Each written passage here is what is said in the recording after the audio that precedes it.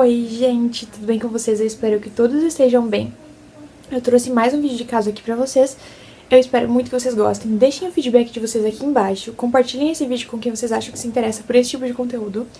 Deixem o like e não esqueçam de se inscrever no canal. Então é isso, gente. Bora pro caso. O caso escolhido foi o caso da Elise Mary Fowler. É um caso que eu não vi muito aqui pelo YouTube, né? Então eu resolvi trazer ele porque eu acho ele interessante e eu acho que tem coisas nele que são bem pertinentes, assim, em vários outros casos. Então eu acho importante estar trazendo esse tipo de caso pra cá. Então é isso, gente. Esse caso também envolve todo tipo de violência. Tanto a violência antes da morte da vítima, quanto a violência após a morte dela. E é um caso extremamente cruel.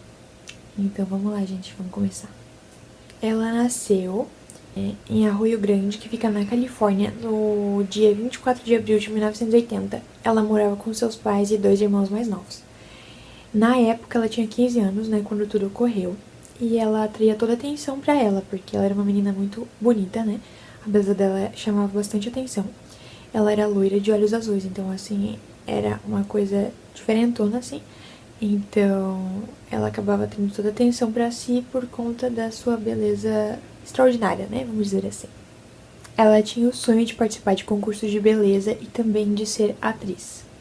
Ela costumava passar bastante tempo com a sua família e ela também frequentava bastante a igreja, né? Isso tudo no período da sua adolescência. Até que a sua vida, ela virou de cabeça para baixo e ela mudou bastante de comportamento. Isso aconteceu no ensino médio.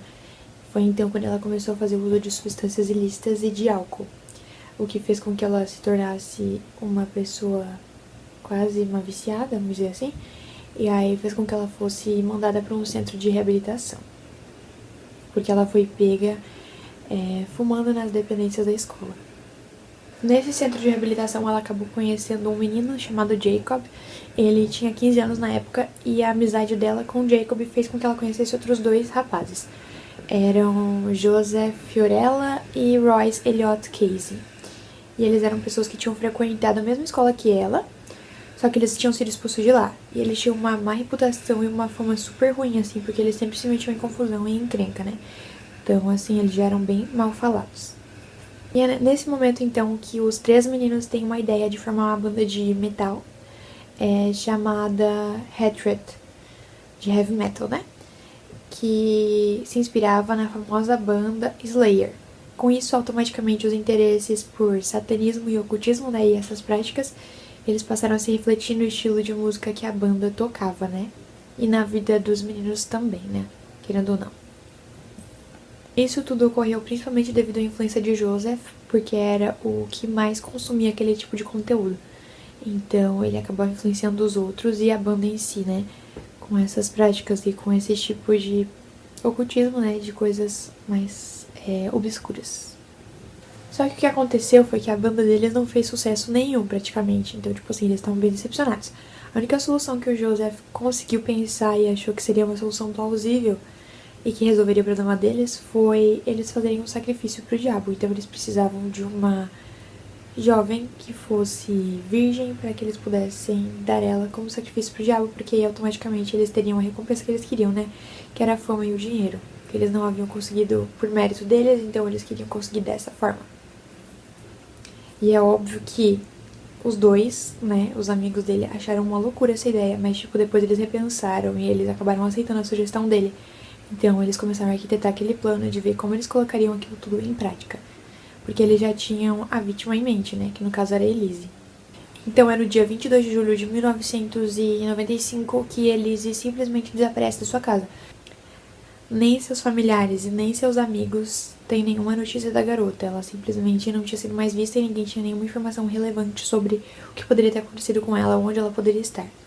Ninguém tinha nenhuma informação, tanto é que o caso ficou parado por pelo menos 8 meses, né? Os próximos 8 meses que vieram após o desaparecimento dela, o caso ele ficou sem nenhuma atualização e sem nenhuma investigação a mais, porque ninguém tinha nenhuma informação que pudesse fazer com que a investigação fosse pra frente. No ano de 1996, quase, né, praticamente um ano após a Elise desaparecer, um jovem ele vai lá na polícia e ele alega saber o que aconteceu com ela e ele quer confessar tudo, né? e esse jovem era Royce Casey, né? E ele resolveu confessar isso porque ele tinha recentemente se convertido ao cristianismo, né? Então ele se arrependia muito do que ele tinha feito ali naquela época. Naquele um ano atrás, no caso. Ele tinha 17 anos quando ele foi confessar, né? E ele também não era mais amigo do Joseph Fiorella e nem do Jacob. Então ele resolveu confessar porque ele tinha se afastado deles e ele tinha medo de ter vontade de matar de novo. E dos amigos fazerem algum tipo de retaliação com ele, né? Por ele ter confessado, né? Por ele ter, tipo, dedurado tudo que eles fizeram. Então ele tinha muito medo, mas mesmo assim ele acabou confessando porque ele preferia dessa forma, né? Então ele, nesse momento, leva as autoridades pro local onde estava o corpo. E lá eles acham os restos mortais da Elise, né? Ele também conta que a motivação para eles terem feito tudo que eles fizeram foi sacrifício, né? Foi para um ritual religioso, né? Os restos dela estavam espalhados num bosque de eucalipto que ficava pelo menos 400 metros da sua casa, né? Tipo, não é tão longe, né? Uma parte perto. E isso foi constatado, né, que ela foi estrangulada e recebeu 12 facadas. E ela morreu devido a uma grande perda de sangue, né? Uma hemorragia que aconteceu devido aos golpes da faca. Segundo o que ele disse pra polícia, eles armaram, né, uma emboscada pra ela. Então eles chamaram ela pra ir lá conversar com eles, né, pra um local aberto ali. E que eles iam se encontrar pra fumar e jogar a conversa fora. A Elise então não desconfiou, porque ela tava acostumada a sair com os garotos. Então ela acabou que nem avisou os pais dela. Ela simplesmente saiu de casa só e foi. E durante o encontro deles foi tudo normal, né? Não tinha nada fora do comum acontecendo. Até que os garotos decidiram agir. Então Jacob prendeu um cinto no pescoço dela, enquanto Royce segurava o braço dela pra trás, que fazia ela ficar impossibilitada de se defender, né? Então ele contou que ela não demorou muito pra desmaiar, né? Afinal ela tinha um cinto preso no seu pescoço, né? O que fez com que ela acabasse ficando com falta de ar, né? Perdendo o oxigênio, porque tinha alguma coisa obstruindo as vias respiratórias dela ali, né? Então fez com que ela desmaiasse e ela perdeu a consciência. Então eles se revezaram depois disso pra golpear ela, né? Com a faca. Antes deles irem embora do local, eles abusaram dela, né? Do corpo dela. E como se isso não bastasse, eles ainda voltaram nos próximos meses pra poder abusar de novo. Então eles voltaram várias vezes pro local onde estava o corpo pra poder fazer tudo aquilo de novo. É dito também que Jacob e Joseph, eles disseram que se fosse preciso eles matariam de novo, sim, em nome do diabo. E o Royce disse pra polícia que essa não tinha sido a primeira vez que eles tentavam matar Elise. Segundo o que ele falou, eles já tinham tentado fazer isso outra vez e um terceiro garoto ajudou, mas acabou que eles atraíram ela pra uma caminhada, né, porque eles iam matar ela lá.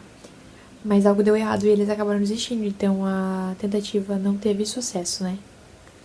Nesse meio tempo, até a banda Slayer, ela foi processada, porque foi dito pelos jovens que eles se inspiraram nas músicas deles, né. Então, eles confessando que a música tinha inspirado eles a fazer tudo o que eles fizeram, acabou que isso deu uma responsabilidade pra banda também, né? Então eles processaram. Aí a família de Elise, né, processou. E chegaram até a mover um processo, só que esse processo foi arquivado depois, né? Porque eles alegaram que as músicas faziam referências a crimes, violência e assassinatos, né?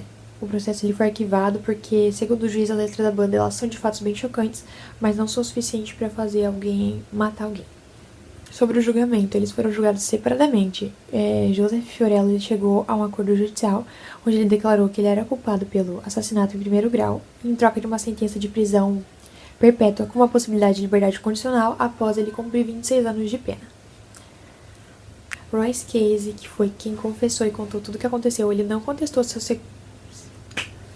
Royce Casey, que foi quem confessou e contou tudo o que aconteceu, não contestou sua sentença de prisão perpétua.